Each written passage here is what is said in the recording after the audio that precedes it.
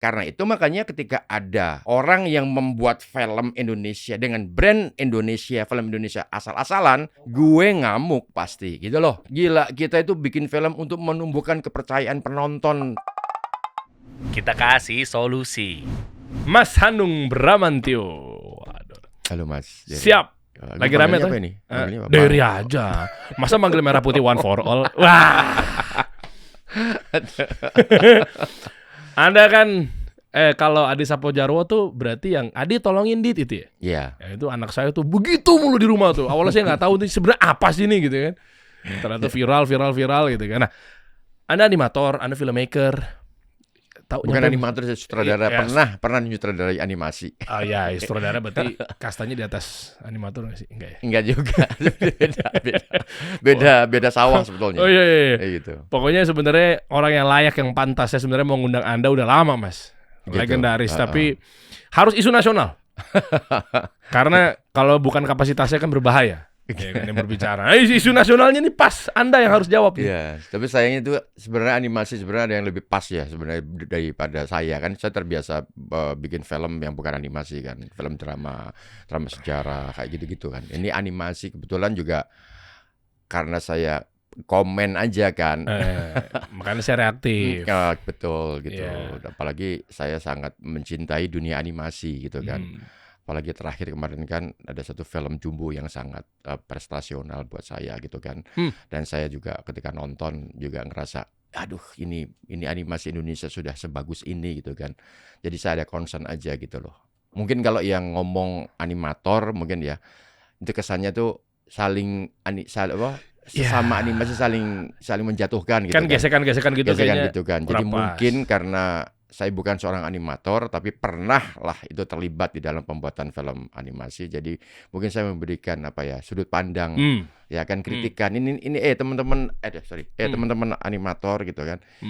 Kalian tuh lagi naik daun loh ini dengan kehadiran film Jumbo naik gitu kan.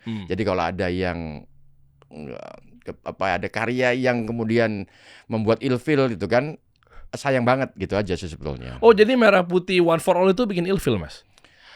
Enggak, saya cuma nanya sih. Buat saya iyalah. Karena kenapa ilfil? Ilfilnya itu karena gini loh. Ilfilnya karena ini sebetulnya film ini belum jadi. Saya tahu banget ini belum jadi gitu loh. Artinya proses karya yang ditampilkan itu adalah menurut saya adalah karya previs. Previs itu adalah pre-visual gitu loh. Jadi gini, dalam animasi itu proses begini. Skenario, habis dari skenario selesai, baru kemudian dari skenario yang bentuknya teks, ya kan? Itu terus kemudian istilahnya itu diberi suara oleh oleh aktor, voice actor. Ya kan, makanya kemudian ada banyak kan voice actor seperti ngambil dari bintang-bintang yang ada kayak Reza Rahardian, terus BCL gitu kan, itu selalu menjadi voice actor gitu kan di dalam film animasi. Jadi dari skenario itu diisi oleh suaranya oleh voice actor, dari voice actor kemudian dibuat storyboardnya. Storyboard itu gambar seperti komik gitu kan. Nah dari storyboard itu terus kemudian digerakkan menjadi pre-visual gitu. Ya kan. Nah, pre-visual ini tuh sebetulnya untuk ngelihat aja ceritanya begini, plotnya begini, jadinya begini. Nah, itu buat panduan animator untuk mengerjakan animasi. Lo yang buat alurnya tadi adalah director udah pasti.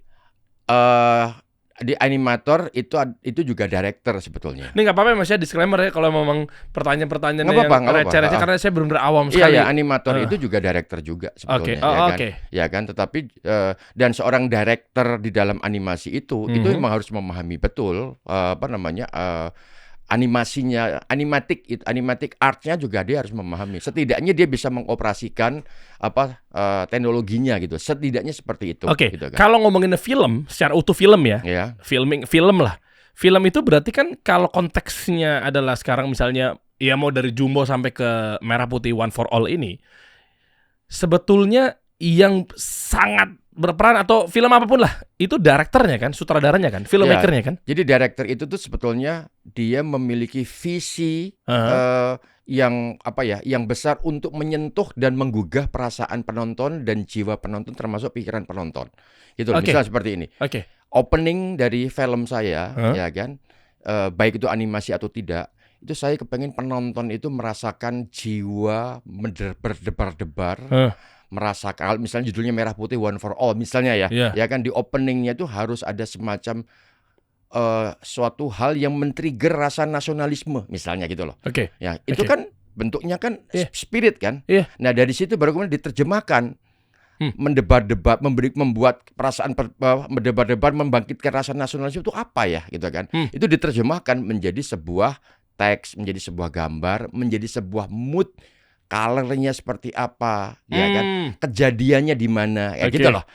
Nah gitu, nah itu nanti akan berimplikasinya ada pada pertama kali adalah suara, ya kan, voice actor tadi itu didirect seperti apa gitu. Misalnya cara ngomongnya, misalnya ngomongin Indonesia saja. Karena bisa juga Indonesia, bisa begitu. Tapi juga bisa Indonesia. Nah itu kan, itu director itu yang nyawanya, yang ngasih nyawa itu. Secara teks, secara gambar, ya kan, ya flat. Indonesia is INDO. Tapi untuk memberikan intonasi, memberikan nyawa bahwa Indonesia, kata-kata Indonesia itu bisa menyentuh atau tidak, itu betul-betul sutradara gitu loh. Wah dahsyat. Oke, pas kalau begitu. Saya di awal sebenarnya nggak perlu validasi sih. Cuma kalau memang udah Anda yang duduk di sini, berarti saya sebenarnya lagi mau ngukur itu. Sebelum nanti saya coba runut ya, Mas ya. Izin ya terkait film yang memang yang kita sebetulnya sebagai rakyat yang nunggu-nunggu. Bahwa Merah Putih One for All atau apapun lah. Mau itu dibikin sama pemerintah, mau itu swasta. Tapi yang penting di 17 Agustus, harapan kita kan kita merayakan kemerdekaan lah, simpelnya begitu. Tapi dengan ada satu karya yang memang menggelegar gitu. Jadi akhirnya kita semakin bangga dan tidak lupa bahwa menjadi warga negara Indonesia. Oh iya, keren ya. Nah, kan gitu kan. Harapannya begitu. Tapi akhirnya viral, Mas. Nah, katanya viral bahkan kenapa? Viralnya kan. Jujur ya, Mas ya, jujur ya. Ini Anda kan mungkin kan udah di filmmaker, udah paham ya. Saya aja yang awam, yang adalah sedikit sisi ya jiwa-jiwa grafis, desain, maksudnya visual lah ya. Saya nggak bilang graphic designer, saya bukan, tapi ngerti lah, apalagi di era AI apa segala macam. Udah terbiasa dengan saya hidup di milenial kan juga dari zaman Sega, PS1, PS2, PS3, PS4, PS5 gitu kan, itu kan terbiasa dengan grafis dong. Ya kan, hidup kami di game, kecil kami juga begitu. Kayak mundur loh, Mas, parah loh. Ilfil kan? Parah, ilfil parah loh. Nah, ini mohon maaf nih ya, ini kita runut satu persatu nih. Saya tadi ngiranya ini adalah buatan dari pemerintah ya. Komen-komennya baca, Mas. Tuh kan hasilnya kayak begini gara-gara uang haram nih. Maksudnya gini, oke lah rakyat bebas pendapat, tapi maksud saya adalah gini. Kalau bukan faktual, bukan memang buatan pemerintah, juga jangan disenggol-senggol bahwa kan ini buatan pemerintah karena pemerintahnya, mohon maaf nih, misalnya banyak yang ngomong korup misalnya, dan seterusnya, akhirnya tuh hasilnya kayak begini. Tapi nyatanya ternyata Mbak Wamen saya tercinta, Mbak Airin Umar gitu ya, Wamen Ekraf, langsung klarifikasi kan. Audiensi iya, karena fotonya viral kan. Jadi audiensinya Mas ke kantor Kementerian Ekonomi Kreatif iya. Nah ini foto beliau kan. Nah tapi kalau memang bukan penyelenggaranya pemerintah ya jangan dipaksa-paksain. Ternyata bener ya Mas, ini bukan buatan pemerintah ya? Saya nggak tahu. Oh oke. Saya benar-benar nggak tahu. Nah ini. Namun kami tidak memberikan bantuan finansial dan tidak memberikan fasilitas promosi. Semua pejuang ekraf itu bebas berkarya selama memberikan dampak positif. Jadi menurut saya itu kata-kata pemerintah waktu itu tuh itu muncul dari netizen. Kenapa muncul? Karena ada karya yang seperti ini kok bisa dapat tanggal tayang, ya kan?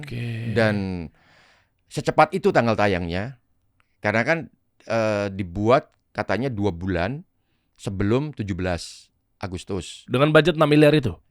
Dengan budget 6 miliar itu. Jadi kok bisa dapat tanggal tayang secepat itu dengan kualitas seperti itu?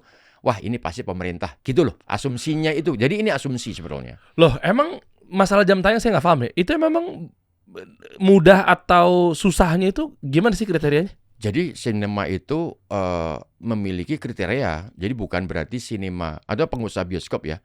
Pengusaha bioskop ada XX1, ada CGV, ada Cinepolis, ada Platinum gitu kan. Itu tuh memiliki semacam aturan gitu kan. Nah aturan yang biasa dikenakan kepada filmmaker itu dan produser adalah jadi kalau mau minta tanggal tayang itu tuh setidaknya 3 bulan baru mendapatkan. Jadi kirim surat dulu.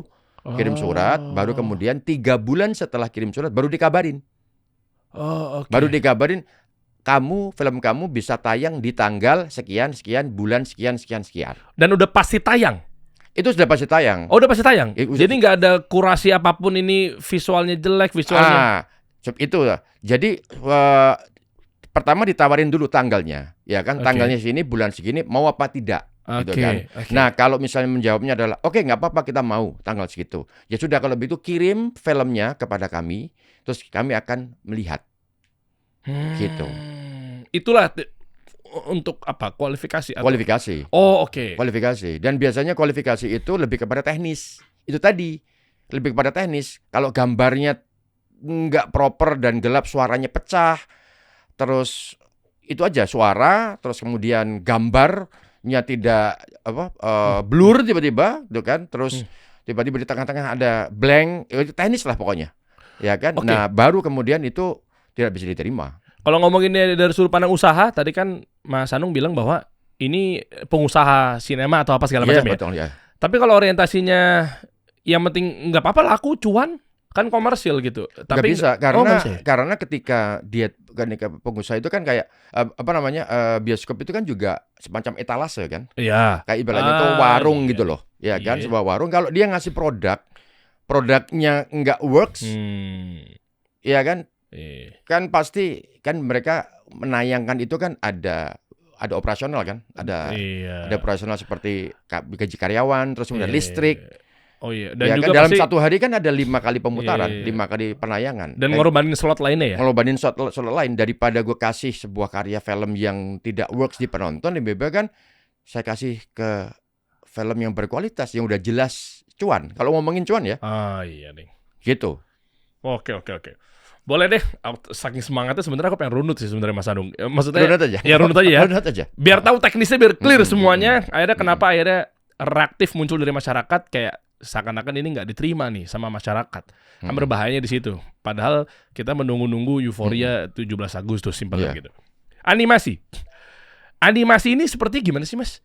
Ya tadi ya kan, kenapa saya bilang previs ya kan? Iya, ini belum jadi tapi tayang tuh gimana maksudnya? Dipaksain kan, padahal masih ada 17 Agustus masih. Karena itu makanya banyak orang mengasumsikan ini pasti ada unsur pemerintah yang bisa mendesak.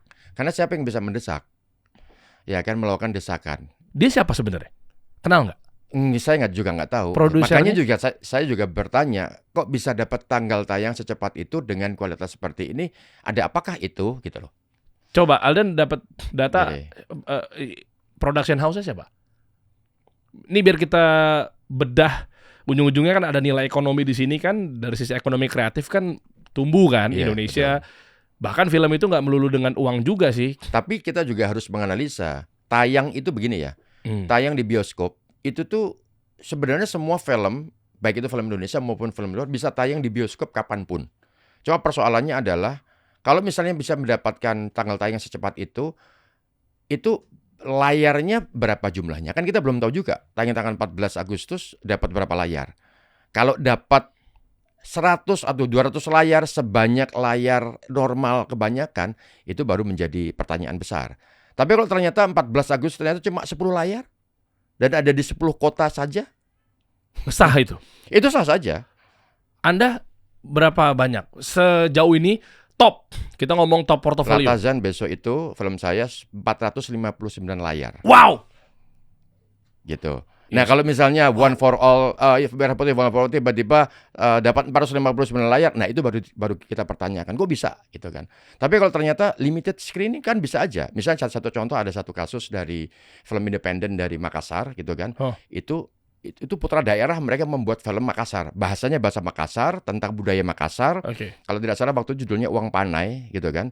Terus dia datang ke bioskop ya kan, untuk ini ditayangkan Pak, tolong ditayangkan gitu kan. Nah, jawabannya bioskop pada saat itu cukup wise buat saya adalah, tolong kamu konsultasi dulu kepada senior filmmaker, ya kan. Akhirnya si anak ini kemudian menghubungi beberapa senior filmmaker gitu kan, untuk ngasih advice. Setelah dikasih advice, kemudian dia balik lagi dengan editing yang berbeda, ya kan, berdasarkan advice yang ada gitu kan.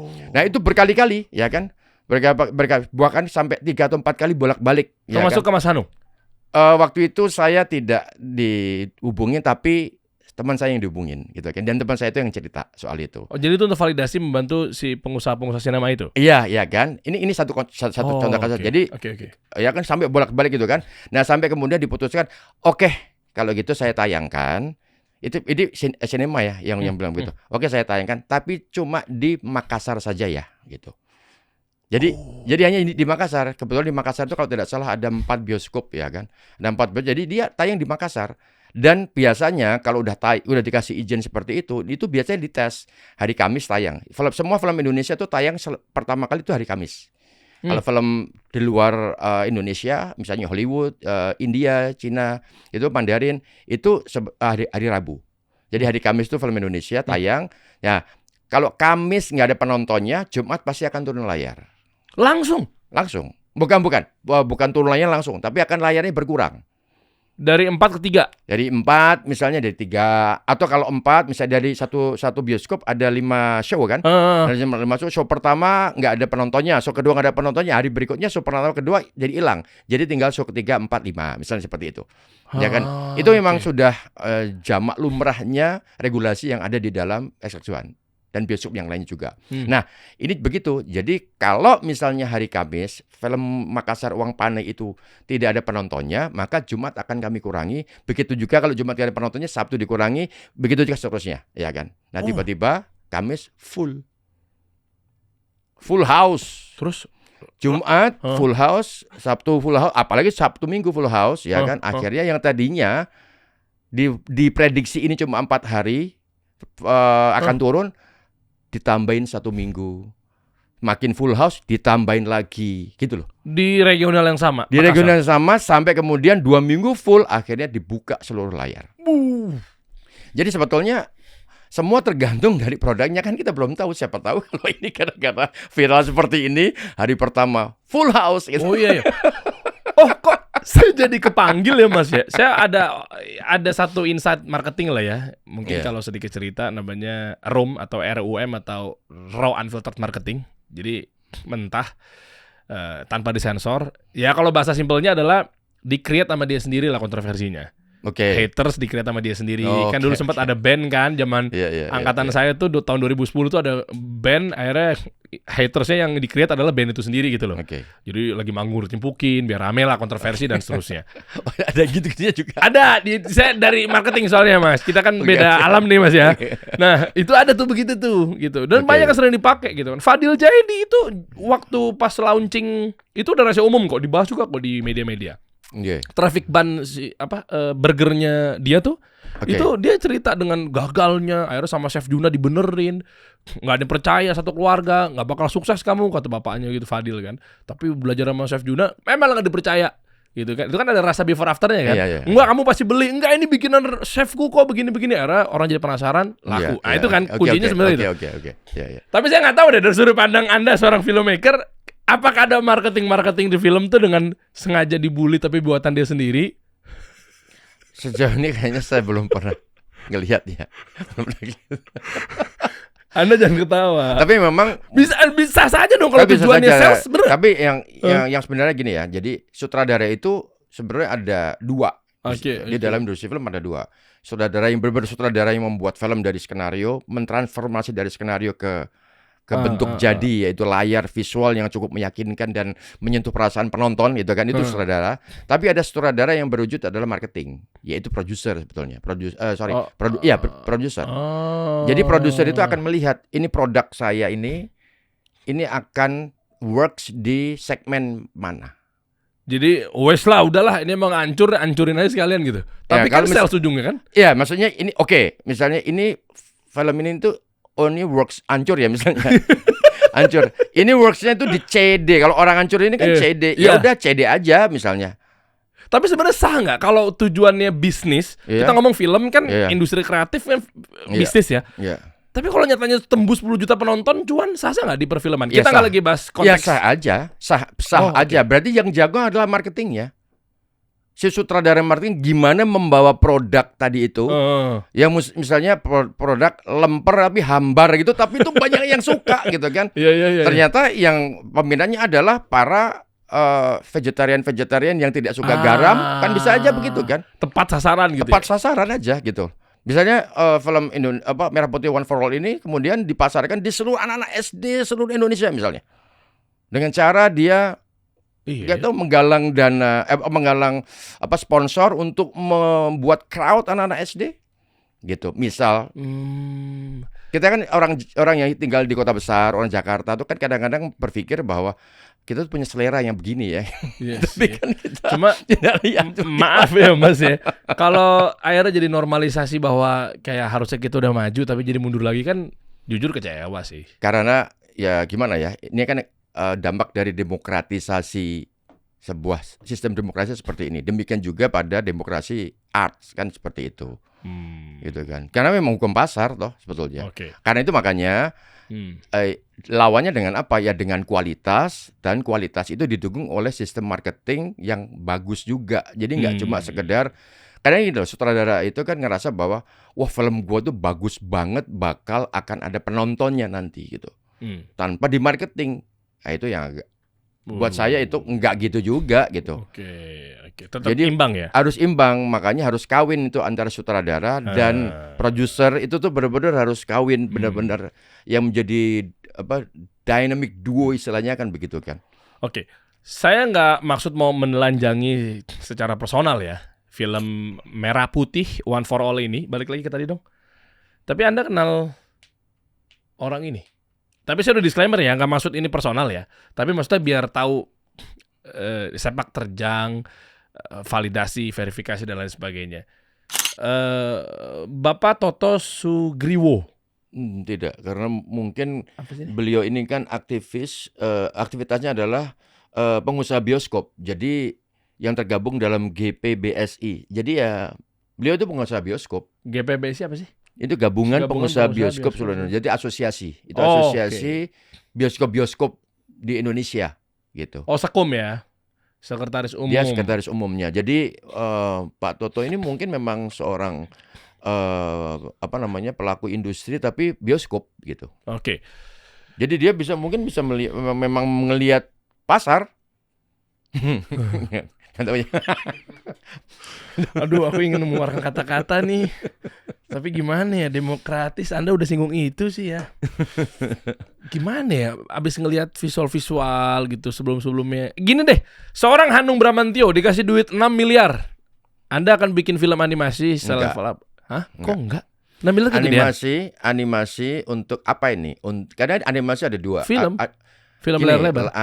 Kadang-kadang orang berpikir bahwa bisa kok 6M, buktinya One Piece ya, itu cuma 1,2 juta per episode apa segala macam gitu kan. Ada juga yang komen seperti itu kan.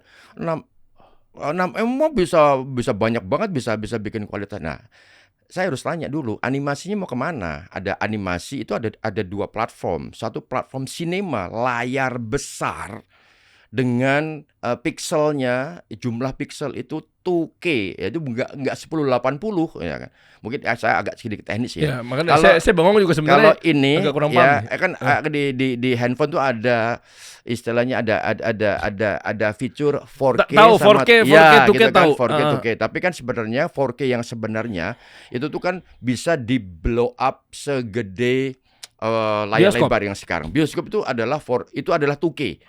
Ya, artinya kan kalau layar besar berarti udah harus punya grafik yang mumpuni biar nggak pecah. Iya, biar nggak pecah. Istilahnya seperti itu. Iya kan? Nah, yang ada di bioskop seluruh dunia itu tuh resolusinya 2K. Sehingga materi yang harus di-shoot atau materi yang harus dibuat itu di atas 2K, 4K, ya kan? Jadi kalau saya syuting, kamera saya itu harus punya kapasitas yang bisa menyimpan file sebesar 4K. Sehingga nanti setelah jadi di-convert menjadi 2K, bayangkan dari 4K yang besar, ya kan, di-convert misalnya dari iPad, ya kan, di-convert menjadi handphone sekecil ini, itu kan berarti warnanya kan jadi semakin tajam, terus kemudian pori-pori dari wajah ekspresinya pemain itu bisa setajam itu kan, gitu kan. Nah, itu membutuhkan mesin atau komputer yang bukan komputer rumahan. Gitu loh. Nah, kalau membuat animasi untuk sekelas layar lebar, 6M nggak cukup, men. 6M nggak cukup. Berarti ini seru nih, Mas. Soalnya banyak komen-komen yang atau mungkin konten kreator, karena atau mungkin AI maker, membandingkan dengan AI yang bisa sini 2 miliar gue udah bisa bikinin. Karena ya, Oke, bisa banyak sekali yang seperti itu. Tapi ingat, itu hanya untuk platform yang paling besar adalah TV sebesar ini. Coba bayangkan, membuat film, menayangkan film atau karya animasi di platform iPad, dibandingin aja iPad ditayangin terus kemudian ditayangin di TV sebesar ini. Oh beda. Ya kan, pasti akan kelihatan beda. Iya pastilah. Apalagi dari ini ditayangin ke sini, itu pasti akan lebih tajam. Lebih tajam. Nah, sekarang bayangin kalau itu di layar besar. Layar besar itu ada jerawat saja, itu segede bola sepak. Jerawat itu.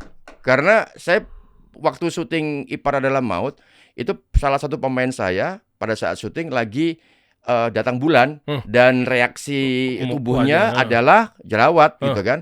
Nah pada saat ada di layar besar, aduh ini jerawat apa ini gitu. Itu apa? Itu nempel gede banget itu gitu loh. Jadi sebesar itu, sedetail itu sebetulnya aspek layar lebar sebesar itu sehingga kemudian membutuhkan animasi, membutuhkan alat untuk mengcreate animasi yang cukup proper gitu loh. Nah jadi kalau hanya sekedar AI, coba aja bikin AI terus kemudian di blow up aja ke layar lebar. Apakah setajam yang ada kita lihat di iPad? Soalnya gitu banyak dibanding-bandingin kan ya. Atas tuh yang one for all, bawahnya tuh bikin AI. Memang kelihatannya jadi lebih keren karena nontonnya di mana? Nontonnya di handphone. Di handphone saya sih. Coba kalau nontonnya dibandinginnya semuanya di layar lebar kan gitu loh. Jadi kadang-kadang nggak adil dalam melakukan kritisi gitu kan. Melakukan pembandingan gitu kan. Karena terus terang ya, saya kan pembuat film drama sejarah ya kan. Saya juga gatel ketika saya membuat film drama sejarah dengan live action. Budget saya itu sekitar 20 sampai 25 M gitu kan. Sementara penontonnya nggak nyampe 1 juta penonton, sehingga nggak selalu nggak cuan. Padahal saya suka sekali membuat film sejarah. Nah dengan adanya teknologi AI kan sangat terbantu sekali. Saya nggak perlu keluarin uang 25 M ya kan. Saya cukup keluar uang misalnya 5M atau tadi ada yang bilang, pakai AI bisa 2,5 M. Ada rame tuh. Ya kan, rame 2,5 M. Tapi pertanyaannya, AI sudah bisa nggak 4K? Untuk layar besar udah bisa nggak? Gitu. Saya nggak tahu. Bisa nggak? Nah itu belum ada ya. Ya. Berarti maaf dipotong Mas. 6 miliar berarti sebenarnya kurang dong dengan hasil Merah Putih One for All. Kalau 6 miliar untuk membuat sebuah animasi sekelas untuk series, platform untuk OTT, ya kan, mungkin cukup. Karena renderingnya tidak membutuhkan render di 2K atau 4K. Ya kalau ada salah satu platform OTT yang memang mewajibkan harus dirender dalam bentuk 2K atau 4K, memang ada sih sebuah kejauhan. Tapi paling tidak kan nonton di platform streaming itu tidak membutuhkan karya 2K sebetulnya atau 4K, cukup dengan 1080 ya bisa. Jadi banyak sekali animator-animator ketika membuat film kemudian membuat animasi AI dan kemudian animasi atau AI kemudian ditayangin di platform YouTube atau sosial media itu kelihatan bagus banget gitu kan. Ya karena memang resolusinya kecil gitu loh. Tapi ketika saya tantang, berani nggak ayo bikin 4K? Jawabannya pasti bentar Mas, mesin saya upgrade dulu ya. Mesin saya upgrade dulu karena renderingnya Mas 1 menit ngerender untuk 4K itu bisa 2 minggu sampai 3 minggu. Hah? 1 menit ngerender, tahu kayak yang ngerender itu 1 menit 2 minggu sampai bisa 1 minggu. Loh kalau filmnya 90 menit? Ya bisa dihitung sendiri. Itu belum ada tiba-tiba lampu mati gitu ya. Aduh, PR banget. Ulang lagi. Maka dari itu film saya Adit Sopojarwo, The Movie itu ngerendernya di Kazakhstan. Jadi 1 menit itu bisa 1 hari atau 2 hari gitulah. Karena cuma di Kazakhstan yang punya teknologi. Enggak sih, ada. Di sini tuh ada itu di LIPI, Lembaga Ilmu Pengetahuan itu dia menyediakan itu. Yang di Gatot Subroto tuh. Iya. Dekat Jembatan Semanggi tuh. Iya, dia menyediakan itu. Tapi pada waktu kami membuat Adit Sopojarwo, LIPI sedang dipakai untuk ngerender Nusa. Gantian. Jadi kita jadi seluruh perusahaan bayangin itu hanya untuk satu film. Ya kan bayangin kalau ada film barengan gitu, ada 3-4 film barengan gitu, ngerendernya ngantri bos. Oh iya, tenang. Justru ini jawabannya kenapa Ivan Seventeen dijadikan apa? Maksudnya gimana? Oh ya, di-root kan? Biar berarti kan PFN menjadi perusahaan render gitu nanti.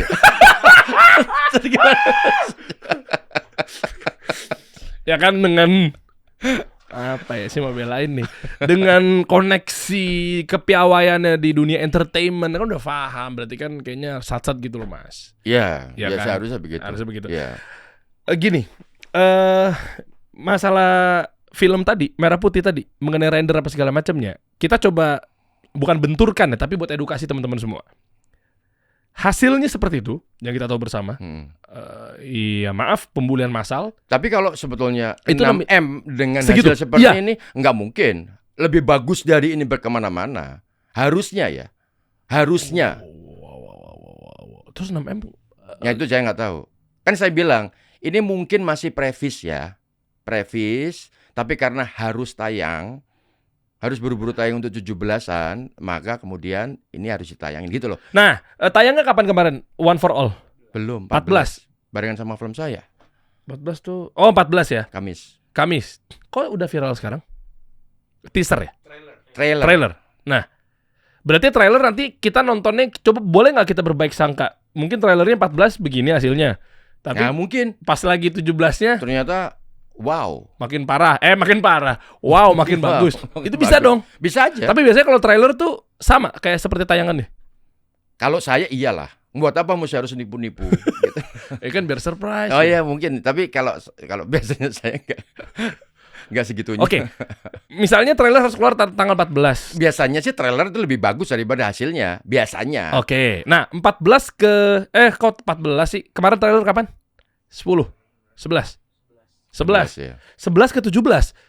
Kan ada 6 hari nih. Iya. Emang dari previs ya, apa tadi istilahnya? Ya, previs ke itu berapa hari? Enggak. Membuat sebuah film animasi yang standar itu 3 sampai 4 bahkan 5 tahun. Ya kan? Jadi 1 tahun itu tuh skenario sampai pembuatan aset doang. Jadi aset karakternya A, bapak, ibu, adik, teman, gajah, gelas, itu dibuat setahun. Lokasinya di mana? Dari seluruh film itu lokasinya di mana? Oh, ada di sekolah, ada di kolam renang, ada di gunung, ada apa? Itu dibuat dalam jangka waktu 1 tahun itu hanya membuat itu. Itu istilahnya huntingnya dulu, hunting lokasinya dulu. Tahu. Itu dalam waktu 1 tahun. Jadi casting, hunting, ngasih suara, jadi menghidupkan karakternya itu tuh 1 tahun. Lah kalau yang dia bilang 2 bulan? Nggak tahu saya. Nah, tahun kedua itu baru diplotin, baru syutingnya istilahnya. Jadi karakter-karakter dan lokasi yang sudah dibuat, baru kemudian diplotin, digerakin, terus dikasih cahaya itu tahun kedua. Gitu loh. Tahun kedua. Nah, tahun ketiga itu baru diedit semua, gitu kan. Nah, biasanya waktu yang edit Sopo Jarwo saya masuknya di tahun kedua. Jadi setelah asetnya udah ada, udah jadi dibuat oleh Mas Eki. Waktu itu Mas Eki sebagai sutradaranya juga gitu kan, tapi dia seorang animator. Jadi tuh dia bikin dulu rambutnya bisa kalau kena angin bisa bergerak enggak gitu kan. Atau ya memang ya udah kaku aja. Memang konsepnya memang begitu. Ada juga yang 2 dimensi itu. Gitu. Ada dua dimensi. Jadi itu dalam waktu 1 tahun. Jadi tahun kedua syutingnya digerakkan dengan dicetak cahaya. Tapi kalau Disney itu biasanya tuh waktu syutingnya pembuatan karakternya bisa 2 tahun. Terus syutingnya itu bisa 2 tahun, 3 tahun gitu-gitu loh. Jadi memang kalau mau detail itu bisa sebegitunya. Oke, ini umum aja ya. Maksudnya tahun kedua. Nah, tahun ketiga tuh editing, kasih musik, suara, terus kemudian disulis suara lagi kalau misalnya ada yang kurang atau kualitas pada saat take voice waktu awal itu agak jelek, nggak bagus, kualitasnya bisa diulang lagi. Baru kemudian tahun keempat rilis. Lama juga ya? Lama, iya. Dan investasinya cukup besar. Artinya film saya Adit Sopo Jarwo bersama Mas Eki itu 12 sampai 13 M, ya kan. Itu pun saya merasa nggak puas, kurang. Kenapa? Karena budgetnya dipres. Bukan, hasil kualitasnya enggak kurang memuaskan gitu kan. Tapi untung waktu itu tayangnya pada saat pandemi sehingga nggak tayang di bioskop, akhirnya tayang di platform. Tapi boom itu pecah. Iya lah. Amin. Iya, Masya Allah. Ya kan gitu. Anak saya tiba-tiba begitu.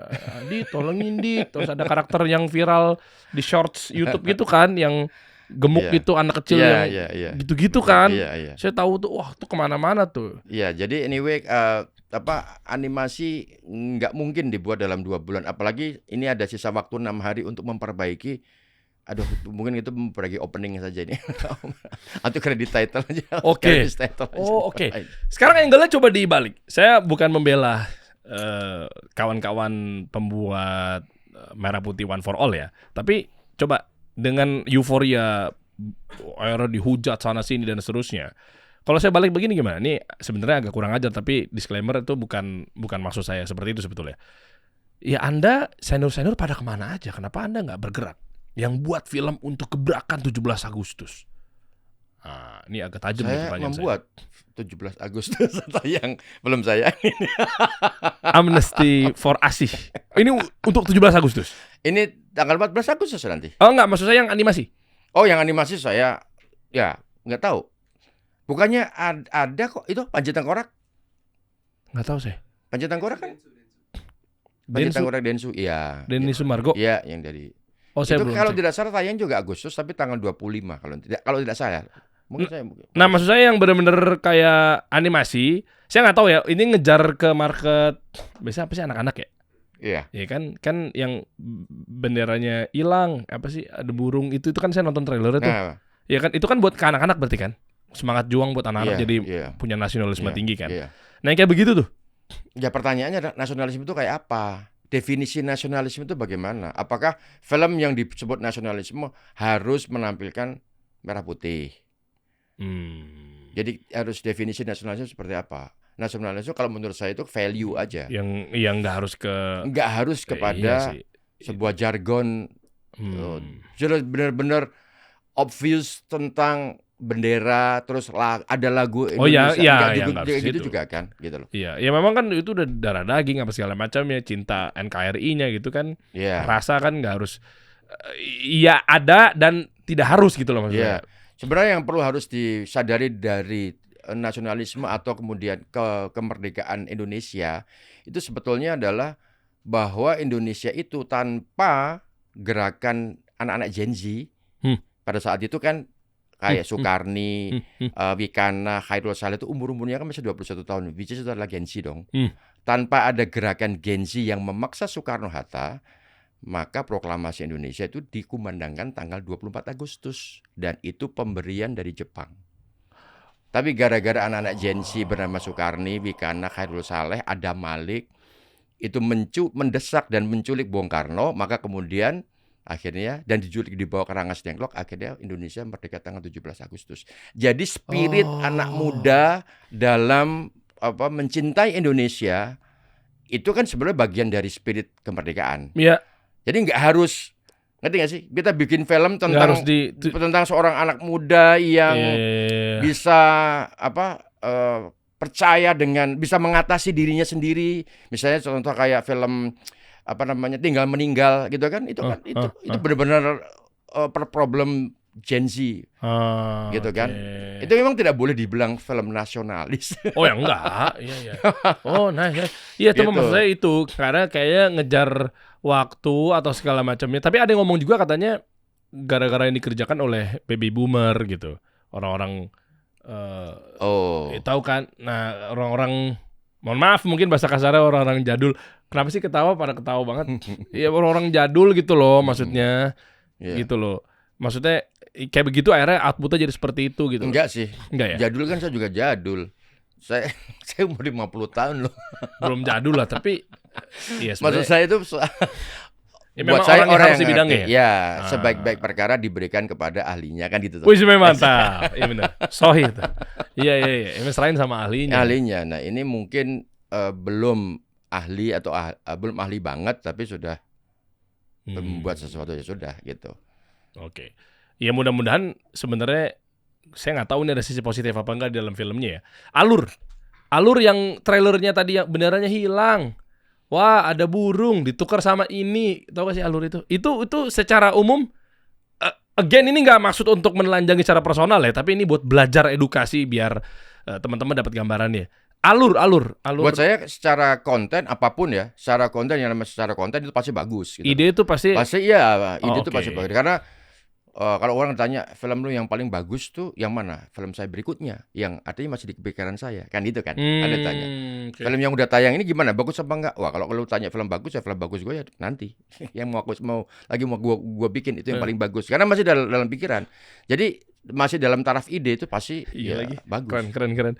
Kalau masih di ide ya itu kan, itu kan bagus banget. Bagus banget. Begitu pas keluar ya nggak tahu nih, belum tahu nih seperti apa gitu ya. Betul. Bisa jadi dan rata-rata ketika dikeluarkan itu kan ada banyak problem. Ada harus kompromi dengan keadaan, harus kompromi dengan tiba-tiba renderingnya nge-lag. Iya. Itu tuh. Belum lagi isu plagiat ya. Isu plagiat. Kan kemarin juga katanya ngikutin ini ya, film dari Pakistan ya. Soalnya 3D artis Pakistan sebut Merah Putih One for All pakai 6 aset karakternya tanpa izin. Nih saya sempat dapat postingan ini nih. Nanti ini menarik nih ya. Mas Hanung kan juga pernah di-sue ya. Dituntut juga 15 miliar gara-gara ternyata disinyalir ada plagiat juga. Tapi mungkin nggak tahu lah, nggak sengaja atau seperti apa, nanti kita bahas. Tapi kesini dulu ya. Nah ini kayak gini masuknya plagiat nggak Mas? Mirip-mirip, coba next deh. Mirip-mirip gitu loh. Saya nggak tahu ya ini gimana, tapi yang jelas mungkin kalau di dalam dunia animasi seperti itu ada yang membeli karakter. Jadi karakternya dibeli gitu. Ada yang jual websitenya, menjual karakter yang ada di website khusus yang menjual karakter gitu kan. Nggak cuma muka ya, kadang-kadang api ya kan. Oke. Berarti harus nemu website yang benar-benar free ya kalau mau ngambil yang gratisan ya. Kayaknya kalau free kayak nggak ada deh. Nggak ada ya? Tapi nggak tahu ya. Tapi atau kalau toh ada, tapi itu biasanya yang underrated, nggak begitu bagus. Kalau yang bagus gitu kan pasti beli. Dan beli itu ada kategorinya. Biasanya ini untuk apa? Komersial, untuk sinema atau untuk student, ada pilihannya. Dan ketika diklik terus kemudian kita bayar, kita misalnya bayar untuk student ya kan, paling murah biasanya itu kan. Terus tiba-tiba kita taruh ke layar lebar, nah itu bisa kena shoe. Nah ini kayak gini nih. Apalagi kalau nggak bayar tuh. I didn't even retrieve. Enggak. Berarti di crack loh. Mungkin ya. Itu klarifikasi. Oh ini kan. Ya benar. Klarifikasi produser film animasi Merah Putih for All, One for All terkait isu aliran dana dari pemerintah. Itu tuduhan tersebut tidak benar.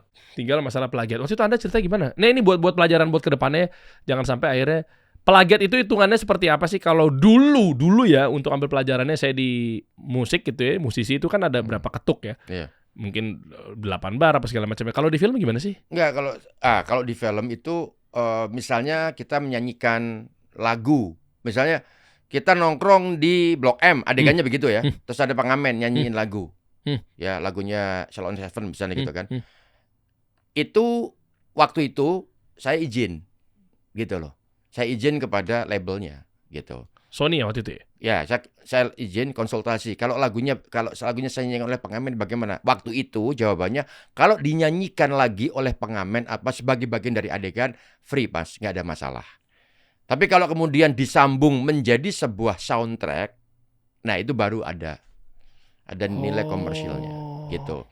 Itu satu. Kemudian yang kedua, ketika itu udah jadi soundtrack, kemudian dijadiin RBT atau dijadikan album, itu juga ada aspek komersial gitu. Nah, tapi kalau waktu yang saya dulu bukan soal lagu, bukan soal plagiarisme, tapi ada satu adegan yang kebetulan saya yang main di film Habibie Ainun, saya sendiri yang main, ya kan? Adegannya saya menyuap Pak Habibie, ya kan? Nah, suapannya itu duitnya ditaruh di sebuah map. Mapnya itu map PT. Saya pikir itu PT-nya fiktif, ternyata PT asli. Udah. Oh, karena disandingkannya dengan adegan yang suap menyuap juga ya. Iya. Sensitif ya. Iya. Dan kebetulan memang waktu itu ceritanya saya dari perusahaan baja gitu kan. Perusahaan baja untuk menyuap Pak Habibie agar supaya pembelian bajanya untuk pesawat itu di tempat saya, gitulah istilahnya. Oke, itu ya, kan? Berarti ada close up-nya ada. PT apa baja steel atau baja apa gitu kan, ada close up-nya untuk memberitahu ke penonton bahwa ini map perusahaan baja loh gitu kan. Saya pikir itu fiktif. Ternyata art director saya itu asal nyomot map dari lokasi. Kebetulan lokasinya asli di waktu itu sebuah kantor asli, dan kantor kebetulan memang kantor perusahaan itu? Bukan, kantor baja gitulah, kantor baja besi atau apa gitu. Oh, jadi ini kayak semacam pabrik baja, kantor pabrik baja atau pabrik. Ini partnernya lah. Ada partnernya gitu. Kliennya gitu si PT ini, vendornya atau apa gitu ya. Dia ngambil dari situ. Gitu. Akhirnya ya udah kita disu, terus kemudian kena 15M tuntutannya ya, 15M dari dirutnya. Dari ya pokoknya dari perusahaannya. Terus dari perusahaannya. Akhirnya terus kemudian kita mediasi, tawar, akhirnya kena 500 juta. Udah gitu. Kita harus bayar. Dari 15 miliar ke 500 juta, apa yang Anda lakukan? Negonya? Ya kita udahlah, kalau kasarnya lah, kalau dibilang untuk sujud ya sujud aja lah, kita salah kok, mau gimana? Wah, ini keren nih.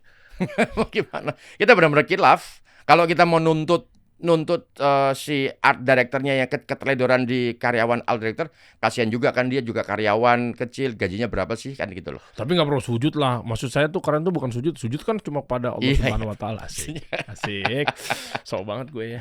Tapi maksudnya kan istilah beliau tuh minta maaf. Anak-anak muda harus contoh.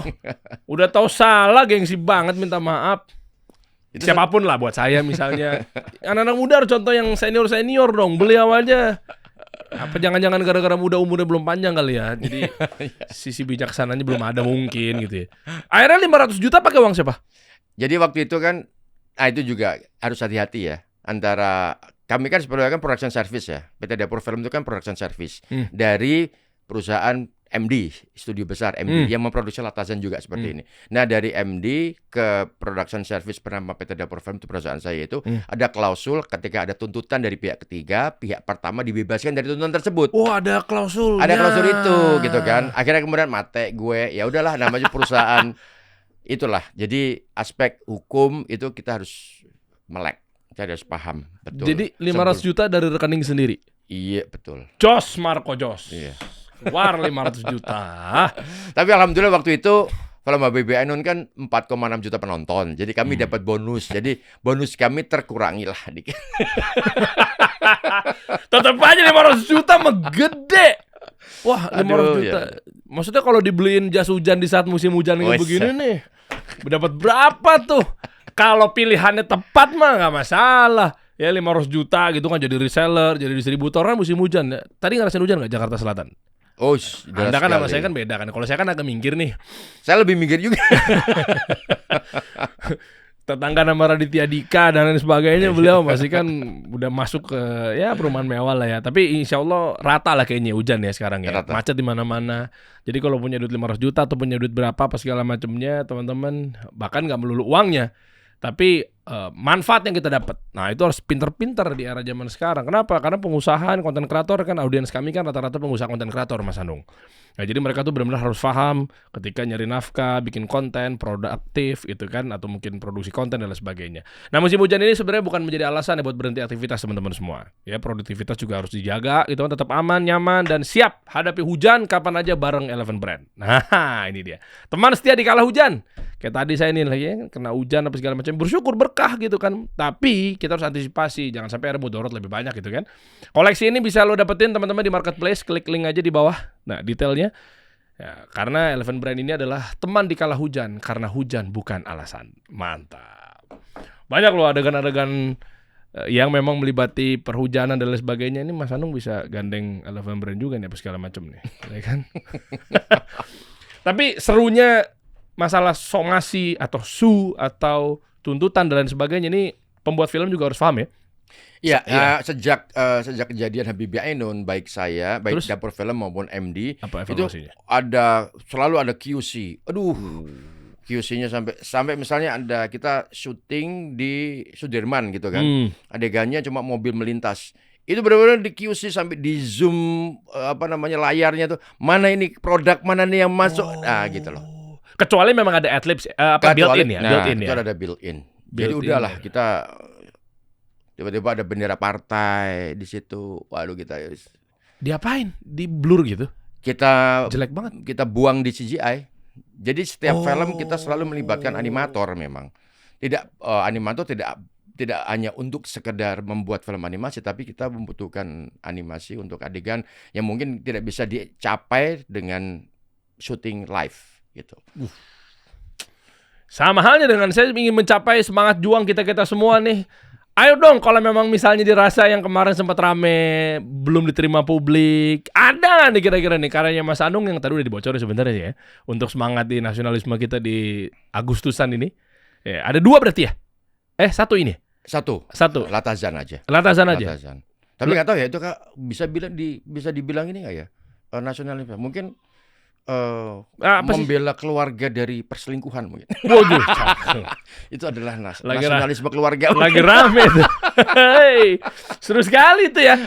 Loh, itu juga kalau bukan masuk dicocok logikan ya, tapi itu bagian dari perjuangan memang. Perjuangan ya. Oh ya, perjuangan dalam taraf domestik kan. Iya. Itu tentang apa sih, Mas, kalau boleh tahu? Sebenarnya itu saya ngambil dari surat Al-Baqarah ayat 102 tentang sihir.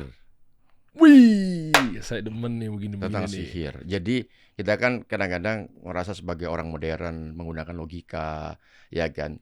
Lupa bahwa hal-hal yang di luar nalar, di luar logika itu adalah suatu hal yang nggak mungkin, suatu hal yang kampungan, suatu hal tapi ternyata itu ada dekat dan Quran udah ngomong tentang itu. Oh, tentang sihir ya. Tentang sihir. Ya. Ya, Nabi kita kan SAW juga kan kena sihir juga kan. Betul. Nah, rambutnya. Ya betul. Itu yang saya angkat. Oh gitu? Iya.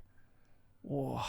Bahwa Rasulullah sendiri pun pernah kena sihir gitu kan. Jadi nggak bisa orang yang mengaku paling beriman, misalnya manusia mengaku paling beriman, nggak mungkin bisa kena sihir. Tapi sempat ramai konten kreator kemarin sempat ada yang nantang dukun apa segala macamnya. Bagaimana tanggapan Anda? Ini agak keluar topik sedikit ya, tapi kan sebenarnya masih ada irisannya. Ya nggak apa-apa kan, nantang aja kan nggak ada masalah. Nanti kalau kena akibatnya kan dia sendiri yang kena.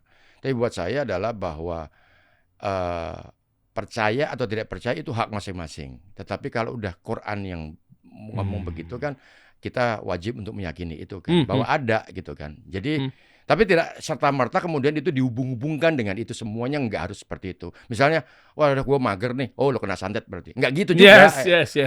Gitu Ya. Tapi menarik ya kalau emang sampai bahas mengenai itu, tapi nggak ada ketakutan dibilang jual agama. Karena belakangan ini lagi sempat ramai lagi tuh jual agama. Karena ada yang jualan kemarin restoran fried chicken jual agama, viral ini jual agama. Podcast gua aja gara-gara hostnya berjenggot nih dibilang jual agama, Mas. Ya kalau jual agama kan Amerika udah memulai duluan dengan jual agama. Wah iya bener, keren. Twin Tower. Film Birth of Nation yang menjadi fenomena pada saat itu. Ya. Gone with the Wind, ya kan? Itu adalah sebenarnya memberikan spirit tentang Katolik. Agama Katolik di situ. Iya, dan perangnya antara waktu itu yang Timur Tengah atau apa gitu ya, yang ya, akhirnya juga, Islam di framing begini gitu sama Amerika gitu kan, karena dia selaku filmmakernya kan. Ya. Oke. Birth of Nation itu juga di situ ada satu peristiwa tentang turunnya kelahiran Nabi Isa gitu kan. Ada. Jadi soal jualan agama itu maksudnya kemana ya gitu kan? Karena kalau misalnya Indonesia ada 80% penduduknya Muslim. Terus kita jualan jilbab, terus itu jualan agama. Ya enggak dong.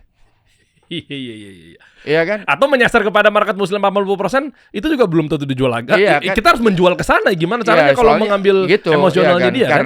Karena semakin orang bertakwa, yang beriman kan pasti kepengen menutupi tubuh, buat yang perempuan ya, kepengen menutupi tubuhnya serapat mungkin, bahkan pakai cadar kan gitu kan. Terus kalau kita tidak memberikan supply tentang itu kan, mereka akan nyari kemana? Nanti Cina juga yang akan beli, yang akan mensuplai gitu kan. Terus kalau Cina boleh melakukan itu, kenapa kita sebagai sesama Muslim nggak boleh melakukan itu kan gitu? Keren. Ada nggak tipis-tipis sebelum nanti sebenarnya aku mau bahas yang kedua nih, Amnesty for Asih ini juga ada hubungannya sama judulnya Latazan ini? Hah? Judulnya Latazan. Lah ini? Enggak, ini ya, kenapa saya membuat begini? Itu jawabannya ada di ending filmnya nanti. Emang paling bisa ya. Harusnya belajar beliau-beliau sama Mas Hanung. Jadi jangan berbentur antara production sama marketing kan. Akhirnya film judulnya Latazan. Coba buka. Iya. Terus saya jadi kayak bingung aja, ada 2 kesana judulnya. Latazan. Iya. Al-Baqarah ayat 102 tuh aku jadi penasaran deh. Coba Aldan yang tentang Harut Marut. Coba ya. Harut dan Marut. Coba ya. Saya punya. Kayaknya panjang sekali itu. Iya, makanya saya coba ketik dulu nih. Saya ada 2 ayat 102. Saya enter. Ini nggak promosi ya, tapi kalau teman-teman misalnya mau, saya nggak dibayar apapun ya, tapi kalau teman-teman misalnya mau mencari satu ayat, namanya Quran Chat, saya juga dapat dari teman saya sih, Quran Chat by amalsoleh.com. Jadi itu kayak chat GPT ya? Iya. Jadi tinggal ketik ini Mas. Tinggal panjang banget ayatnya. Tinggal ketik tuh misalnya jenengan bisa lihat itu apa namanya? Quran Chat by amalsoleh.com. Iya. Nanti masuk aja Quran Chat di Google misalnya. Iya. Saya juga kemarin lupa disettingin, tinggal klik aja simple, akhirnya dia masuk ke WA. Oke. Dari WA kerjanya aku tinggal ketik aja tuh surat keberapa, titik 2, ayat keberapa. Kayak tadi tuh barusan begitu Mas Anung bilang Al-Baqarah ayat 102. Iya. Kita tahu Al-Baqarah kan surat kedua tuh. Al-Fatihah yang pertama, ya udah aku ketik aja 2.2.102. Sedetik langsung sedetik keluar. Kayak AI gitu ya. Al-Baqarah 102. Aku coba bacain ya, singkat aja tapi ya. Ini soalnya menarik nih, ada film beginian nih. Mereka mengikuti apa yang dibaca oleh setan-setan pada masa kerajaan Sulaiman. Sulaiman itu tidak kufur, tetapi setan-setan itulah yang kufur. Mengerikan depannya. Sedikit aja deh, nggak usah semua, teman-teman baca sendiri aja ya. Tengah-tengahnya itu. Tengah-tengahnya yang padahal keduanya tidak mengajarkan sesuatu kepada seseorang sebelum mengatakan sesungguhnya kami hanyalah fitnah, cobaan bagimu, oleh sebab itu janganlah kufur. Maka mereka mempelajari dari keduanya malaikat itu apa yang dapat memisahkan antara seseorang, suami dan istrinya.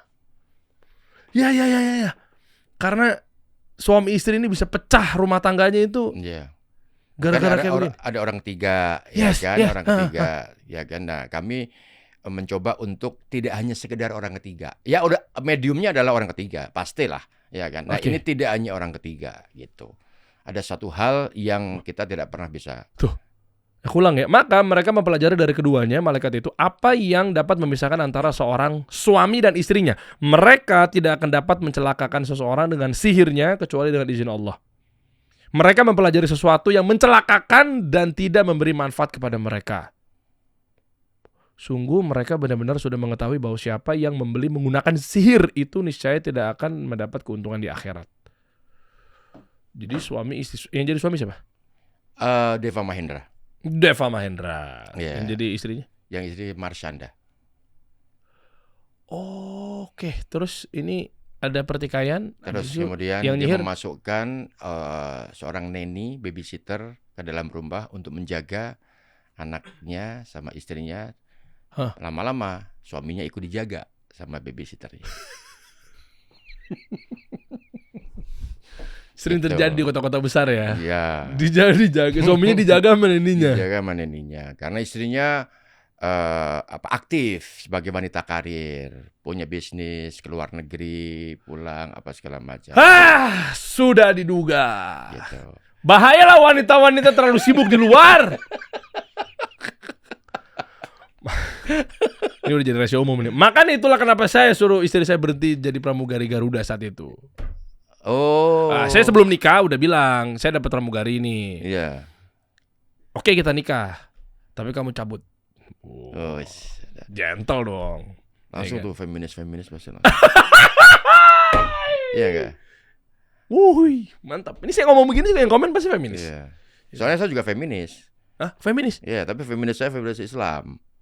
Memuliakan wanita. Iya. Nah, Rasulullah kan memuliakan wanita. Yes. Bahkan hadisnya kan jelas kan. Iya kan. Seorang wanita itu 3 tingkat dibandingkan laki-laki. Ketika ditanya ibumu baru bapak. Waduh. Ya kan. Emang saya sama Zakia kan emang satu pengajian kami ya, jadi tahu tuh. Jadi kalau mau ngomong feminis, ya Islam itu adalah feminis gitu.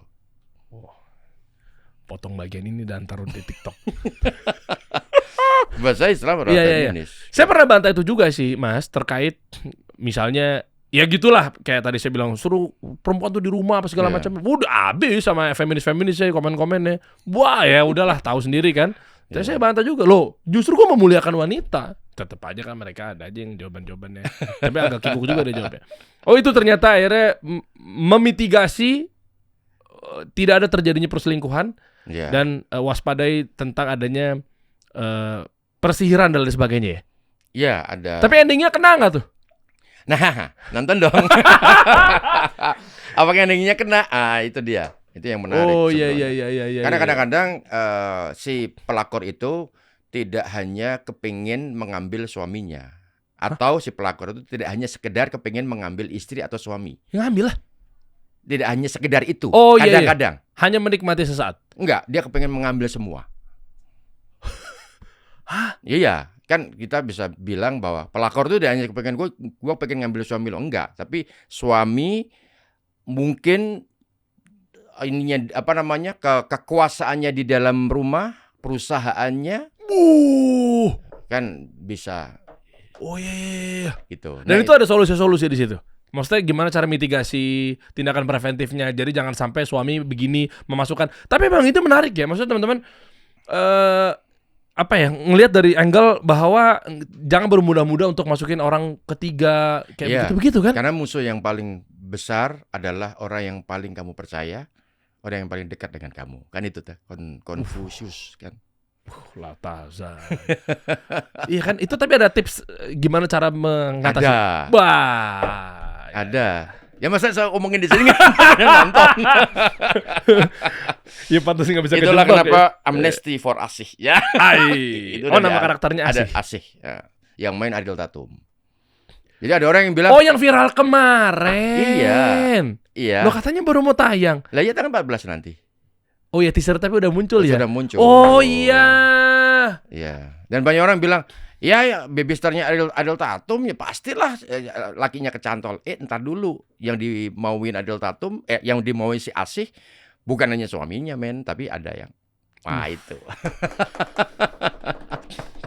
Dan udah ada komen-komen kan, wah ini ternyata begini, ada yang mungkin lihat trailernya kali ya? Iya kan? Kalau orang lihat trailernya hanya perselingkuhan biasa seolah-olah. Nah, coba kita sandingkan lagi dengan topik yang tadi kita bahas ya. Kita sih nyebutnya kalau di marketing itu kan nge-create demand ya. Jadi ngumpulin demand, mau itu ada pembulian, ya kita itu bagian dari demand misalnya. Ya kan, dihajar sana sini, bagian dari demand juga. Biar ujung-ujungnya marketing lah semuanya. Semua tentang marketing.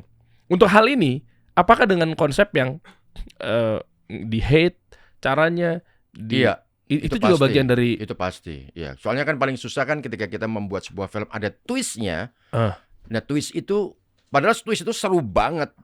Sangat marketable gitu misalnya. Kalau kita tampilkan di trailer atau kita tampilkan di media promosi kita, pasti udah akan tentang ini. Ya nggak asik lagi dong gitu loh. Ya namanya juga teasing kan menggoda kan. Kalau udah menggoda kan jangan kebuka semua. Itu ada ilmunya ya, potongnya di mana gitu. Potongnya di mana ya gitu. Target berapa penonton? Aduh. Boleh dong, ini kan channel pengusaha. Justru kasih solusi memang bahasa ekonomi. Ya, karena waktu itu Ipar Adalah Maut itu sekitar 4,7 juta penonton. Di sini aja ada kan katanya ya, Aldan ya. Tim kita karyawan ya, ada yang katanya Ipar Adalah Maut. Jangan Kemal. Gue sebut namanya nih. Jadi Kemal iparnya salah satu manajer dikasih solusi. Kemal sama Erna. Ini buat edukasi nih. Kemal adiknya suaminya Erna. Siapa namanya? Sofian. Nah, kenapa Kemal sering pulang bareng sama Erna naik motor berdua? Hati-hati. Diceramain Mas Anu kasih tahu. Ipar Adalah Maut. Erna nih ipar lo nih. Meskipun udah berlalu ya. Berapa terakhir pulang bareng sama Erna? Tuh kan? Tawa lagi bukan mikir. Mas, ceramain Mas. Ipar Adalah Maut Mas. Bahaya Mas. Iya kan? Iya itu karena Ipar Adalah Maut tuh viral dan 4,7 juta ya kita berharap segitu minimal segitulah minimal. Tapi kalau karya-karya beliau mah ya. Kalau saya dari sudut pandang orang media dan marketing nih Mas, izin nih Mas, ngelihat bahwa sebuah campaign, sebuah produk, sebuah project keberhasilannya adalah ketika dipakai di bercandaan di tongkrongan. Nah, itu proven. Makanya kayak barusan Ipar Adalah Maut ini belakangan rame banget diledekin. Ini coba buat edukasi ya. Karena pemilihan judul, narasi, cerita kayak yang udah langsung nempel gitu loh. Cepet banget kayak tadi barusan lagi Latazan apa segala macam ya. Itu. Jadi memang pemilihan judul itu penting sekali. Sampai dibecandain loh di kita di film Anda tuh dibecandain di lingkungan barangnya. Bahkan bisa sangat politis juga. Ipar Adalah Maut yang mengubah undang-undang MK itu kan Ipar Adalah Maut. Par lagi ya. Panjang. Ya mengundang ya. Mengubah undang-undang. Iya, itu. Iya. Ipar lagi ya. Oke, terus kalau yang sekarang apa maknanya? Latazan? Latazan itu kan jangan bersedih gitu. Katanya kan itu kan susah lah dipakai buat bercandaan, itu susah. Makanya saya bikin ini aja. Lu bercandanya jangan judulnya kan udah sangat agung. Latazan, jangan bersedih gitu kan. Latazan gitu kan. Kalau dipakai buat bercandaan kan nggak asik lah gitu kan. Nggak enak gitu. Yang ini baru. Ini aja, amnesti buat kasih. Ada aja lagi ide-idenya ya. Kayak tax amnesty ya. Iya, amnesty for ASI. Iya. Jadi babysitter itu juga bisa sangat politis sekali.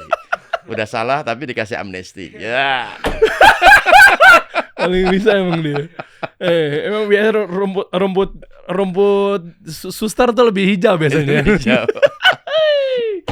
Parah. Detailnya bisa di mana sih? Coba buka dong sosial medianya. Ada akun khusus nggak, Mas? Apa?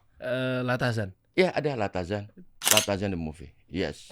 14 berarti. Iya. 2 hari lagi dari syuting ini berjalan, sekarang tanggal 12. 4-5 juta penonton.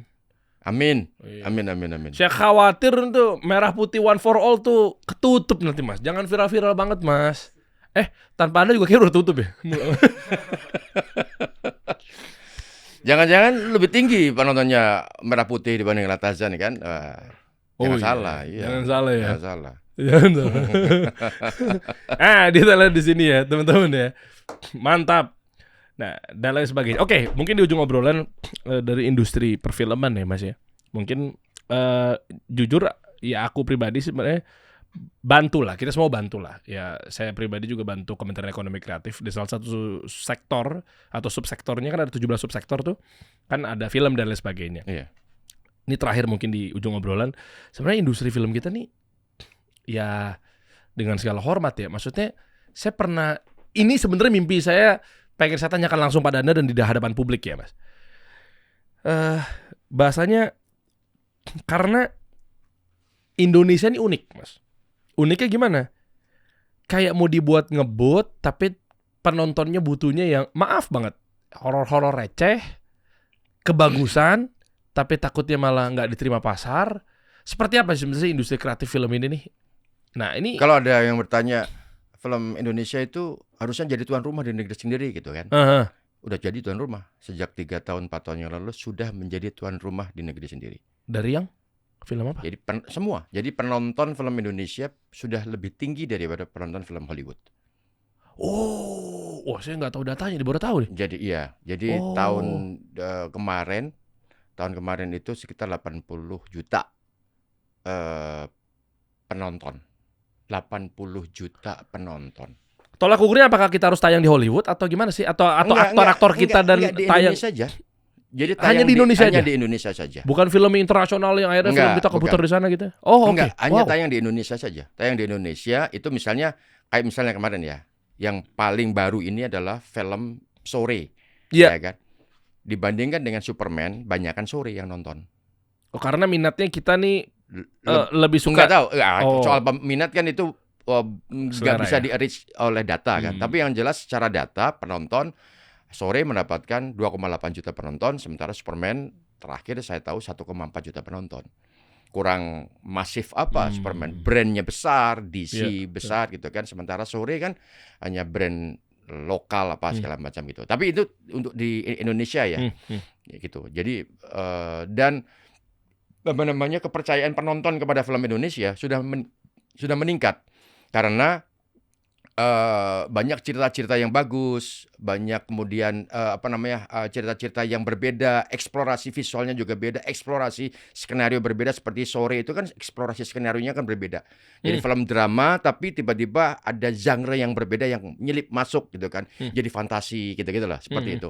Jadi itu yang membuat kepercayaan penonton naik. Karena itu makanya ketika ada orang yang membuat film Indonesia dengan brand Indonesia, film Indonesia asal-asalan, gue ngamuk pasti gitu loh. Saya harus ngamuk karena gila, kita itu bikin film untuk menumbuhkan kepercayaan penonton Indonesia aja lah, biar dia ketika nonton ketika gini di tongkrongan gitu kan, sama-sama di mall gitu kan, biasanya lantai kedua ketiga yang ada kafenya gitu kan. Gue mau nonton deh. Nonton apa? Ketika nyebut nonton film Indonesia tuh kayaknya pelan banget ngomongnya gitu.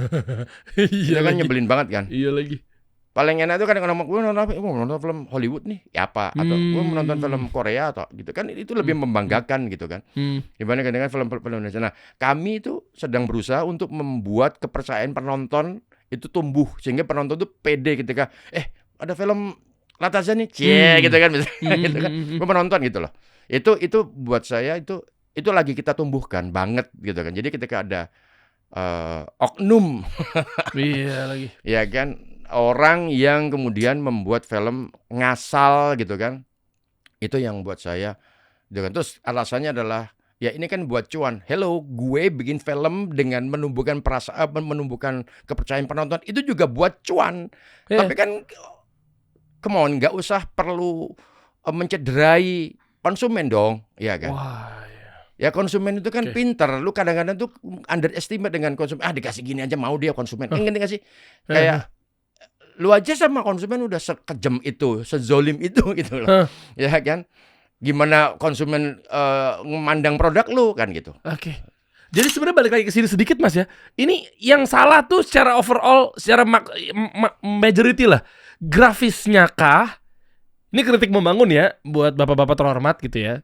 Siapa Anda di balik film ini? Merah Putih One for All. Tapi parah loh. Kalau saya pribadi ngeliat visualnya, ini PS1 tuh Sega, men. Enggak, kita udah terbiasa ngeliat visual sekarang loh, masalahnya loh. Gini saja lah. Jumbo dan kawan-kawan. Begini saja lah. Ada Sopo Jarwo gitu loh. Para bapak-bapak itu kan katanya kan yang membuat katanya baby boomer tadi kan disebutkan begitu kan, ya kan. Para bapak-bapak apa nggak punya anak gitu. Kan tinggal dikurasi aja, nak gitu, ini gimana karya bapak, bagus enggak, kan tinggal gitu aja. Iya ya.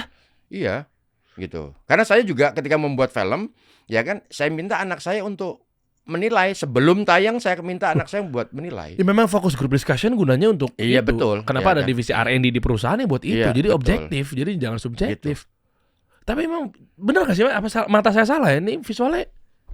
Ya kalau banyak yang mengkritik ya yang bisa jadi ya memang ada yang salah gitu. Selain visual menurut Anda apa?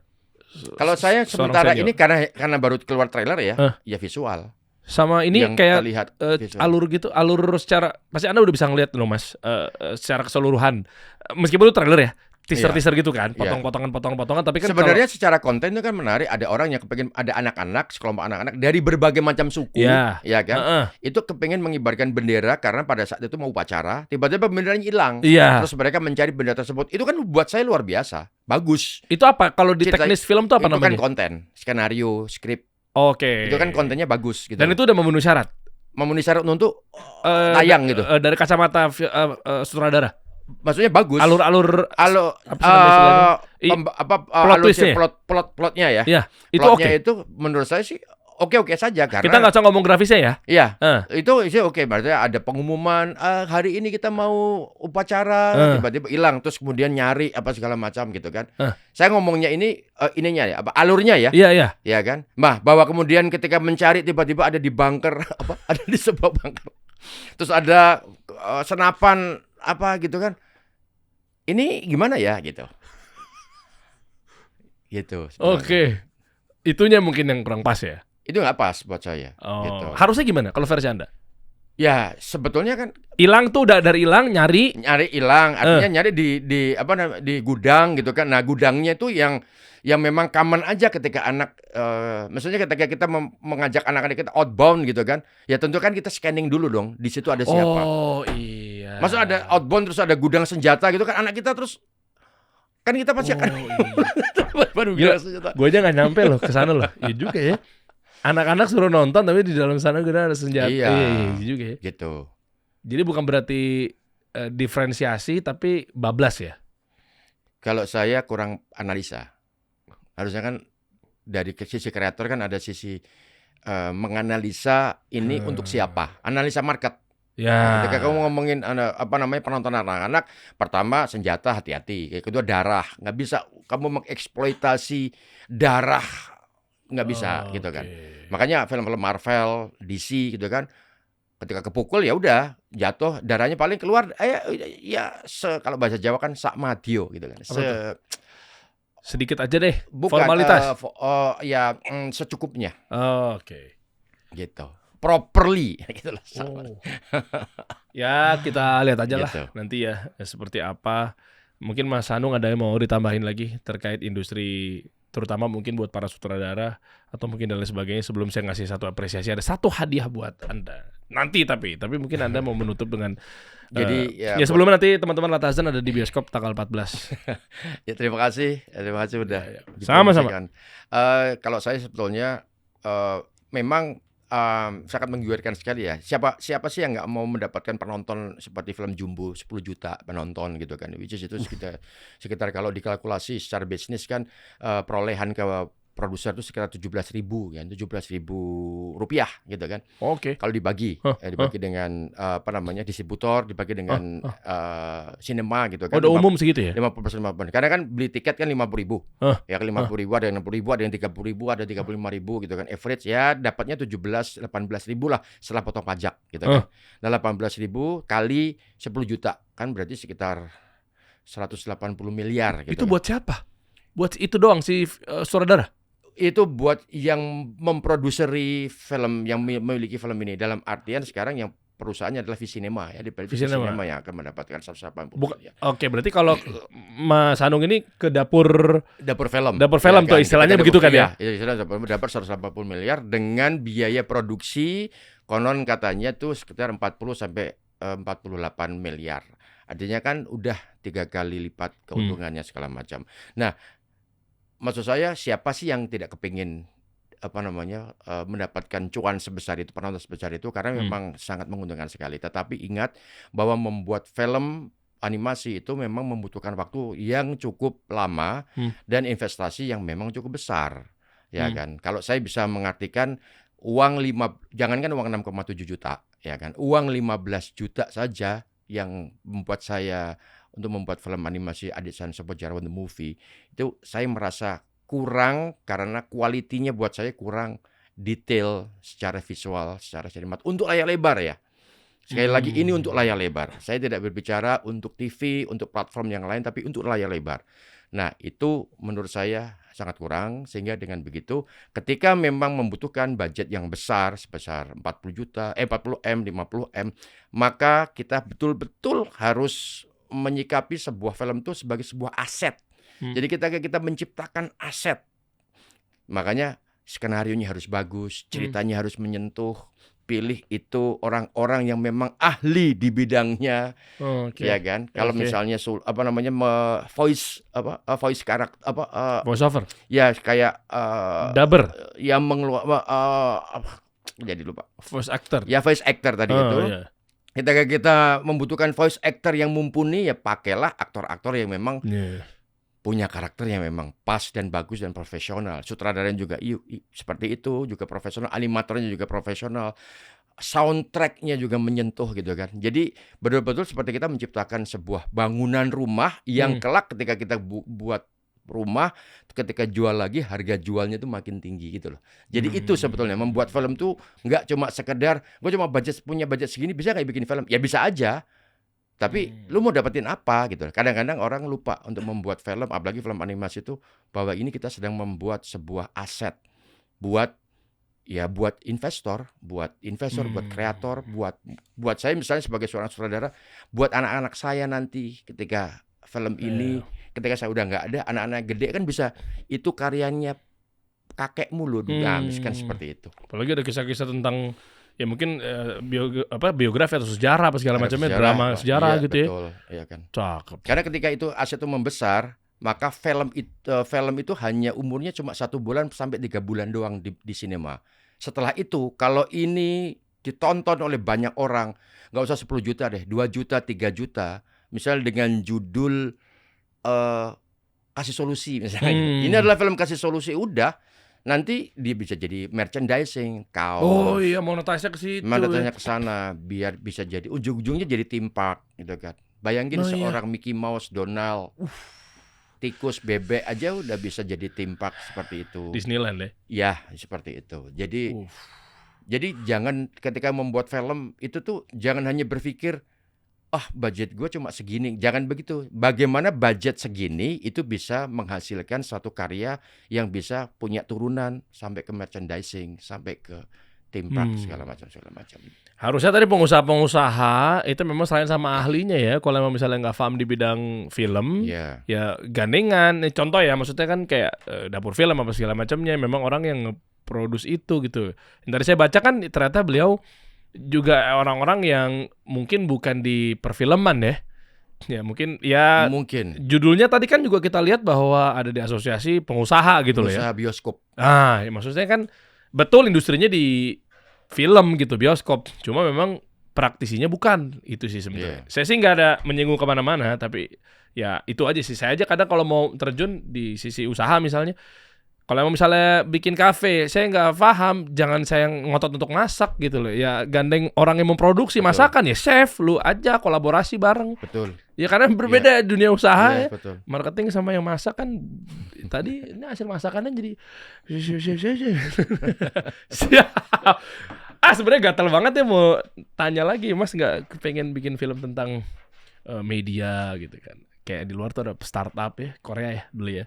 Iya kan. Ya saya sih nggak ngemis jadi pemain deh, cuma maksudnya nggak bukan, maksudnya kayak tentang startup gitu. Ini kebetulan memang kasih solusi kan di dunia kita, dunia usaha kan yang kita bahas kan. Ekonomi mikro gitu. Nggak tahu udah ada yang main nggak sih? Udah dibikin belum sih di Indonesia? Dulu saya awal-awal membuat sinetron ya. Itu judulnya Malam Pertama. Itu tentang penyiar radio. Wah, saya banget tuh kenapa nggak ngajak saya alumni penyiar radio.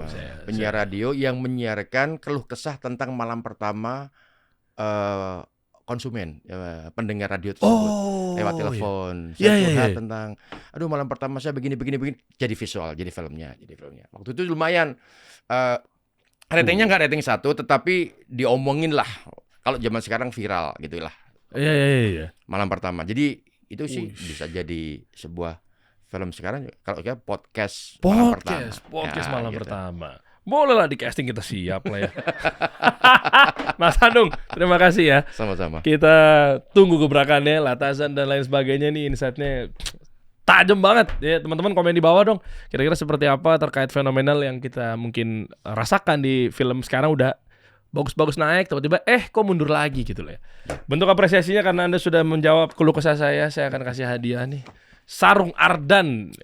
Aduh, saya paling hobi pakai sarung sebenarnya. Pas kalau gitu, kita kan juga pengen kecipratan pahalanya, Mas. Iya. Anda pakai sholat ya kan? Ini bisa dibuka? Bisa dibuka. Kalau mau diintip-intip boleh. Nah. Udah. Ini tenun. Bukan ya? Apa namanya? Ini dengan motif kekinian dan sentuhan modern kasual, Sarung Ardan siap lengkapi outfitmu tiap hari. Sarung Ardan bring sarung to the next level. Dia satu grup sama sarung tenunnya Kecubung. Nah, Kecubung, Ardan, wah ini top di persarongan ini, jawaranya. Kebetulan saya suka banget sama warna merah. Wah, pas. Tapi kenapa Anda tidak bikin film merah putih? Harusnya Anda. Tetap lagi dibentur-benturin ya. Buat Mas Anung dan terima kasih banget. Dipakai di rumah. Sama-sama Mas. Nanti kita ketemu lagi nanti bahas mengenai industri perfilman. Terima kasih. Kita kasih solusi.